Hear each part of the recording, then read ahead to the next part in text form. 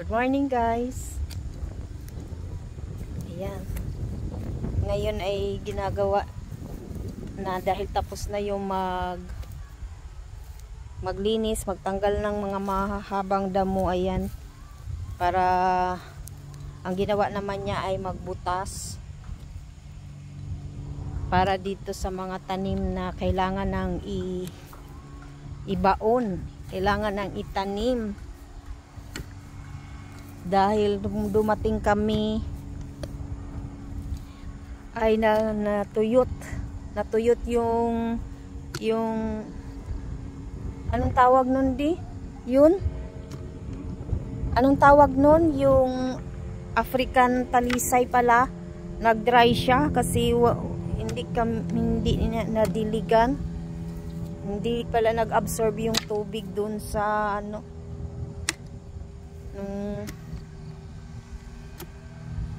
nung diniligan namin last week bago umalis, hindi pala nag-absorb yung hanggang sa ilalim, so nag-dry siya. Yung mga dahon nagtanggalan na, pero nung itinanim siya, yung mga ugat buhay na buhay pa naman, so na-dehydrate lang. So ito na mga 4, 1, 2, 3, 4, 5 butas na.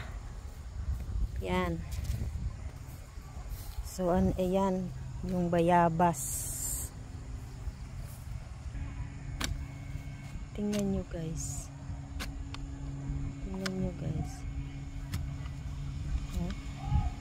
Mayroong hala, kita mayroong, ay masyadong mahangin, pero nandyan lang siya nakadikit. Ano kaya yung na yan, green?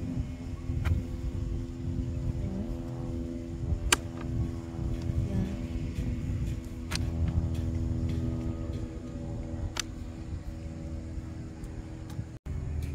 So unang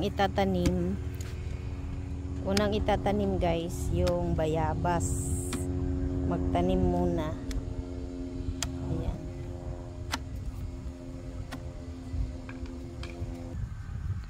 So ayan na guys, tinanggalan na ng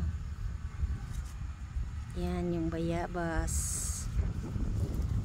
Nasaan na yung yung may din dyan may mananap. Lumipad na siguro. So ayan, tapos na yung bayabas. Alalagyan niya ng fertilizer, organic yung fertilizer. Ayan, binudburan na niya ng tubig.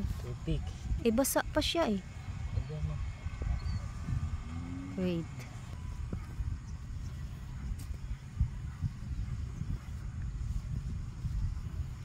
Yan. Bayabas yan. Tapos takpan mo na. So yan na guys. Hindi lang dadamihan. Kasi basa pa dun sa ilalim. Yan. Lalagyan ko siya ng damo. Kasi may napanood ako na para daw ma-maintain yung moisture dahil lagi kaming wala dito. Anuhan lang ng damo. So ayan. Ayan na, tapos na yan. Ayan naman yung isang rambutan, hindi ko na naabutan dahil nagvi-video ako dun sa isa. Ayun naman yung para sa isa. Tsaka yun.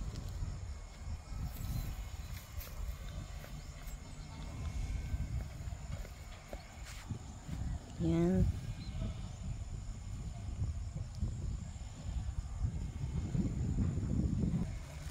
Yan, nilagyan na niya ng fertilizer. Yan.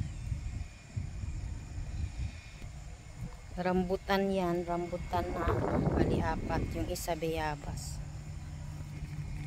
So ayan, dito na naman sa isa.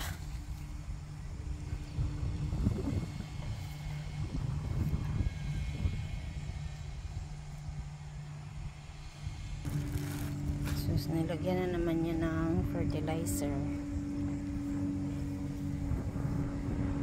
Yan. Mamaya didiligan ko yan. So, tapos na, doon na naman. So, natitira ang isa.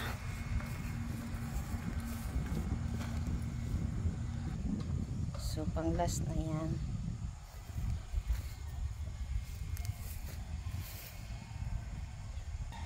So, ayan na. Ang isa.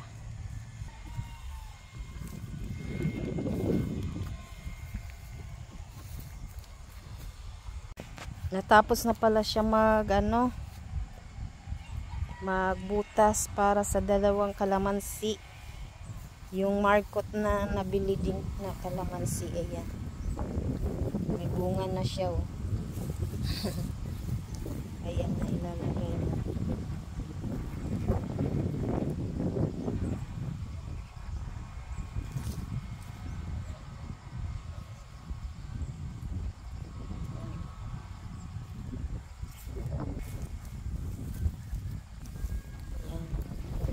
Ayan.